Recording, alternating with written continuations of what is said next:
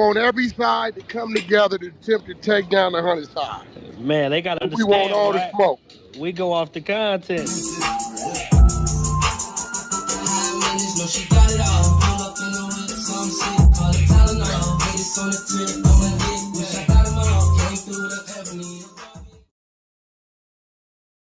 Three, two, one.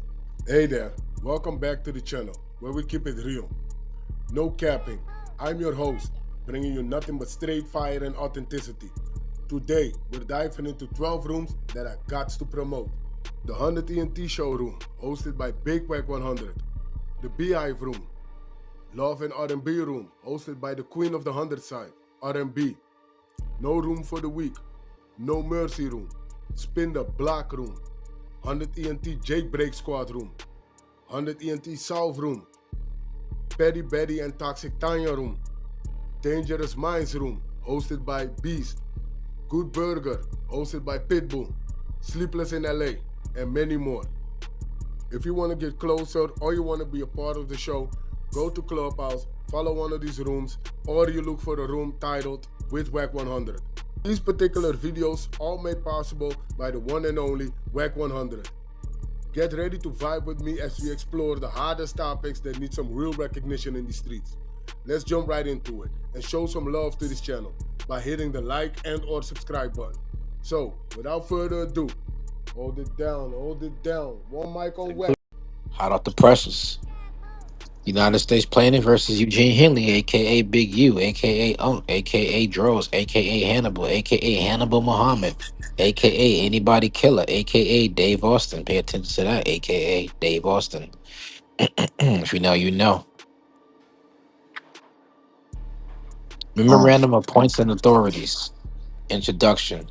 For a parent to have to bury a child is a tragedy that none should suffer. For a parent to miss that burial is yet another tragedy. Unfortunately, such is this case here. First, regardless of the circumstances, the factors set forth in the Bail Reform Act still apply. And here, defendant Eugene Henley Jr., also known as Big U, is charged with the murder of a young man. So right off the bat, they get into it. Also known as Big U, is charged with the murder of a young man who himself was buried by his parents, a funeral that defendant famously did not attend, despite knowing the victim his whole life, managing his music career, and paying for the trip that would be his last moments on earth. Amidst the other vast and sweeping allegations in his case, the Bail Reform Act continued to demand detention based on danger and risk of non-appearance. Second, defendant cites to a single district court case in which a court granted release in order to attend the funeral. This single instance, however, is believed by a standing number of cases in which courts have routinely, if not uniformly, denied requests to attend funerals. Ultimately, defendant's release for any amount of time creates far too great a risk to justice in this case and to human life. Jesus. To human life? Defendants should remain detained for the safety of the community and the victims and witnesses to his crimes. In defendant's own words, and they quote, "If I would have had a problem with any man, the issue would have been resolved, and he wouldn't be here, or I wouldn't be here, and can't no one beef with me, because if he do, I'ma kill him. Period. Point blank. I am going to murder. I'm going to murder him." So they use his own quotes against him. Defendant now knows, oh shit, okay. Defendant now knows he had his discovery.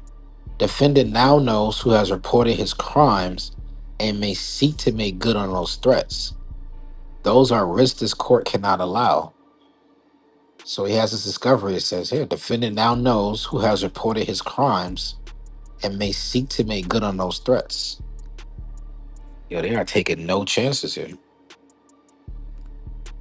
Y'all come off the mic and ping up and share the room, bro. Y'all see that part? Like, Yes, sir. They covering Damn. all that shit. Mm-hmm. Whoa. they say he already. There's no way.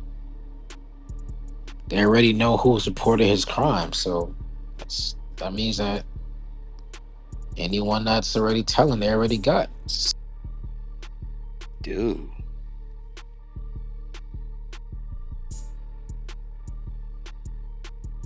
It says defendant's crimes are famously contained in the criminal complaint and lengthy indictment.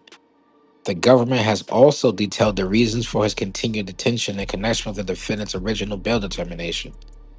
Thus, the government will not repeat here, but respectfully request they be incorporated by reference. This is where they get into his in custody conduct. While in custody, defendant has demonstrated his unwillingness of inability to comply with conditions. Okay. In order to fully assess defendant's temporary leave request, the government obtained and reviewed his phone communications in federal custody. These communications revealed a complete, if not wanton, disregard for the rules, willful attempts to evade discovery of those violations, and continued attempts to obfuscate and hide his comps. For example, defendant has utilized other inmates' BOP numbers, other pins, and accounts to complete hundreds of calls in violation of rules. So they got him on hundreds of calls utilizing somebody else's pin. In each of those calls, the inmate whose account defendant is using speaks first to verify their voice before handing the phone over to the defendant. So they already got him on that call. In at least half of those hundreds of calls, defendant then has the person he is calling add a third person via encrypted applications. Oh shit. Bro, they're gonna show that he been talking to his informants that's telling on him, Holy telling them shit. in order for you to keep informing, you gotta pay me. Like this shit get wild, y'all. Wait, This what nigga, the yeah, keep on, yeah, yeah. oh, You gonna end shit. up going through this again, nigga. This is wild. Pay They said attention. over half the calls. Alright, this is alright. Let's y'all ping up. Defendant instructs those callers only to ever use encrypted applications for such three-way calls and to utilize only those same applications when discussing any of his business. Whew. Defendant also instructs the callers not to greet him with additional Islamic phrases because it may alert BOP that he is using other inmates' accounts. In each of those calls, the operating system states that the sharing of inmate numbers is a violation of BOP policies and that three-way calling is against BOP policy, and that both will be subject inmates to disciplinary proceedings, obviously. The content of those calls itself are also in violation of BOP policy, as the majority of the calls uses other inmate numbers or to an individual that defendant refers to as his girlfriend. And there's a footnote here. It says defendant uses his own account almost exclusively to call his wife, while he uses other inmates' accounts to call his girlfriend or others. Oh, the Feds is on some shit. Okay. The Feds is on some shit. Oh, man. Give me 1 second.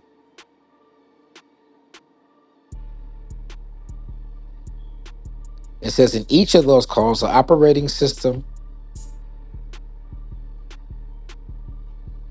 states that the sharing of the inmate numbers is a violation, all right? Oh, wow. The content of those calls itself are also in violation of BOP policy, as the majority of the calls uses other inmate numbers or to an individual identified that the defendant refers to as his girlfriend. In those calls, the defendant discusses how to thwart BOP mail policies so that the defendant can receive illicit photos of her while incarcerated, as well as hiding those photos in legal folders while simultaneously engaging in phone sex. Freaky ass boy, you a sissy on guard, huh? Defendant and his girlfriend have also devised a scheme in which his girlfriend will sign up for a single paralegal class so that she can visit him in custody, subverting MDC rules that only allow for immediate family or legal visitations. Defendant also has discussed sending messages to his co-defendants. Oh shit. Defendant also has discussed sending messages to his co-defendants who are on pretrial supervision with orders not to contact co-defendants. A desire to enforce a rule that no one in the case be allowed to plead guilty unless defendant does. Wait. Let me back up a second here. They got evidence of this? He's pressing the co-defendants that they can't plead guilty? Y'all ping up and share the room. Let's break this down. Defendant also has discussed sending messages to his co-defendants who are on pretrial supervision with orders not to contact co-defendants. A desire to enforce a rule that no one in the case be allowed to plead guilty unless he does. Getting in touch with the confidential informant or snitch, according to the defendant in this case. Hiring and paying hundreds of thousands of dollars for a team of lawyers, investigators, and paralegals. Damn. Oh, shit. Wow. Well, hence his argument why he should be detained. Holy shit.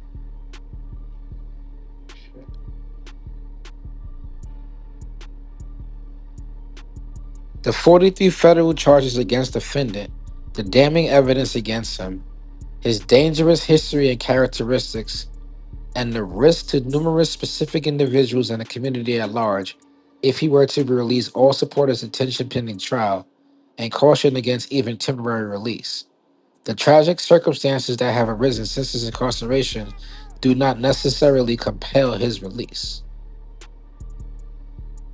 Wow.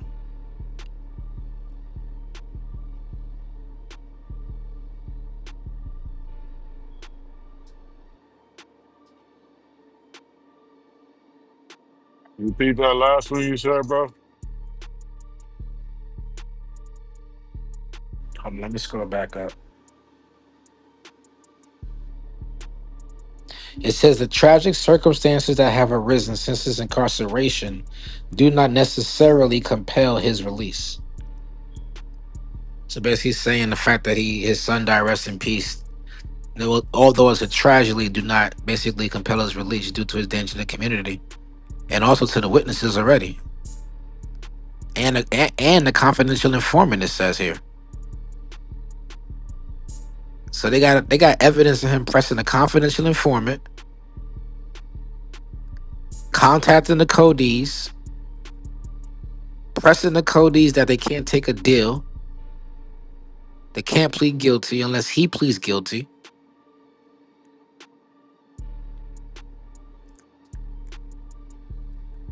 Wow.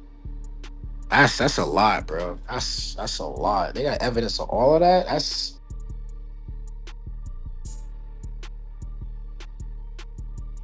He keep digging that hole deeper and deeper.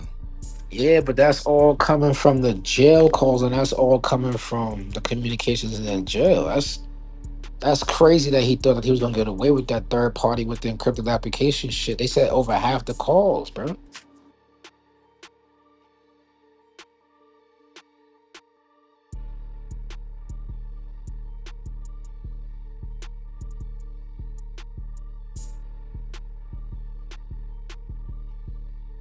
And now they tell you what he been up to in there. They know all about it. But you hear that key point? They said that he got discovery. He know all the confidential informants. He know all of that shit. So they can't let him out. Danger to everybody. Every fucking body. Remember, he tried to go per and try to get his own lawyer. Say he was going to be his own lawyer. So now that he got all that discovery, now they ain't gonna let him out.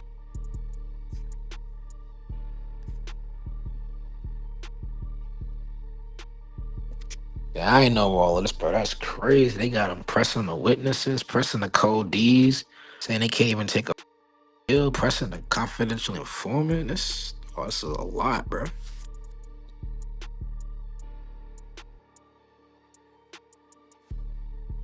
And the murders in this paperwork too.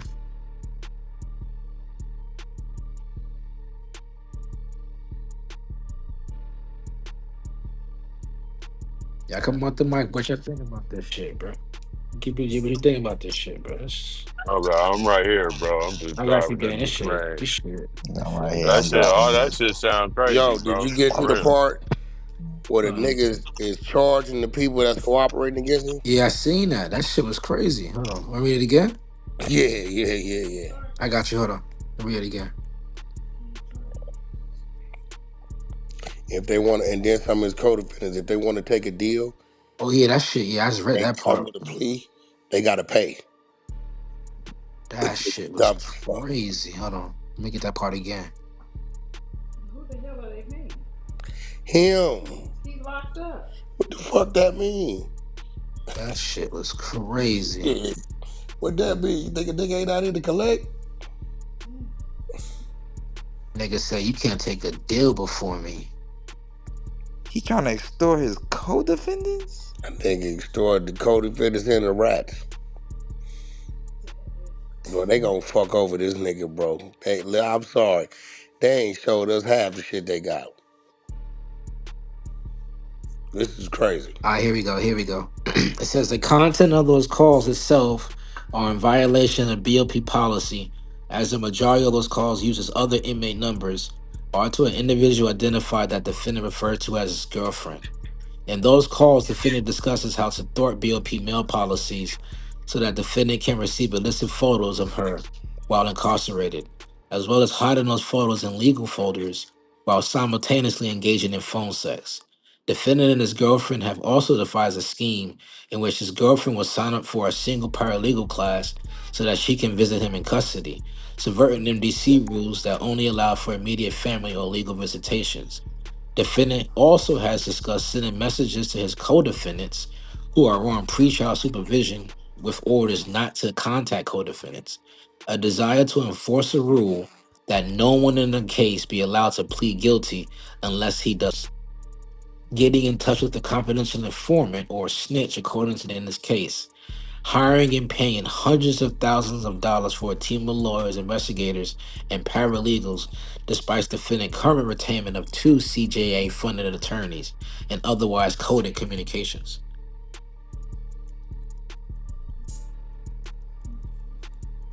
So he having them pay for a lawyer when he has already a funded lawyer. Wait up, wait up, wait up. So no, I think you missing it. He got the people sending money for a lawyer, but he still got a motherfucker. Go ahead. But he still got um a public defender. You Right, catch? right, right. Did you catch that? Right, right. Two CJA funded lawyers, right? He already got a funded attorney, so Yeah, he already got. So they intercepted his phone calls right. where he got people dropping off money. Oh shit. You follow it? I'm following. Oh shit. He got people dropping off money for an attorney that Don't he's not, exist. that don't exist. That's dirty game. That's wow. Yo, you see that part where they already said he got all this discovery? He already What? know they already know all the witnesses against him. Ooh, that's bad. He a cold nigga.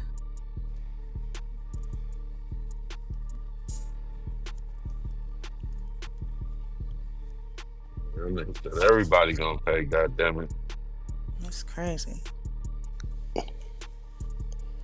Yo, reread that shit. Is that the final? That was it? Yeah, that was the last part. The next part is just the legal standard when they talk about the Bail Reform Act, and it's like little legal mumbo jumbo. And they talk about how he should remain incarcerated due to a risk of the community. The 43 federal charges against the defendant, so he got 43 Fed charges. The damning evidence against him, his dangerous history and characteristics, and the risk for specific individuals and the community at large if he were to release, all support his detention pending trial and caution against even temporary release. The tragic circumstances that have arisen since his incarceration do not necessarily compel his release. Did they mention Rayshawn Williams in there yet? Yeah, in the beginning they did. What Let me they go say? back to it. They said, let me get to it. Okay, they said for a parent to have buried a child is a tragedy that none should suffer. For a parent to miss that burial is yet another tragedy. Unfortunately, such is the case here. First, regardless of the circumstances, the factors set forth in the Bail Reform Act still apply. And here, defendant Eugene Henley Jr., also known as Big U, is charged with the murder of a young man who himself was buried by his parents, a funeral that defendant famously did not attend, despite knowing the victim his whole life, managed his music career, and paying for the trip that would be his last moments on Earth. Amidst the other vast and sweeping allegations in this case, the Bail Reform Act continues to demand detention based on danger and risk of non-appearance.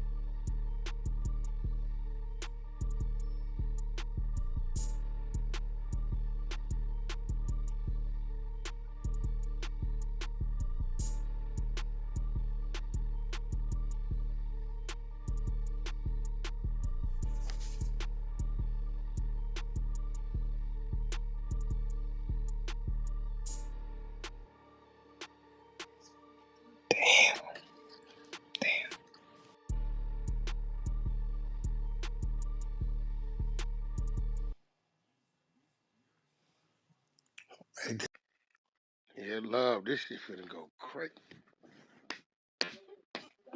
This shit finna go crazy, boy. Yo, Hey, yo, Wack, when you say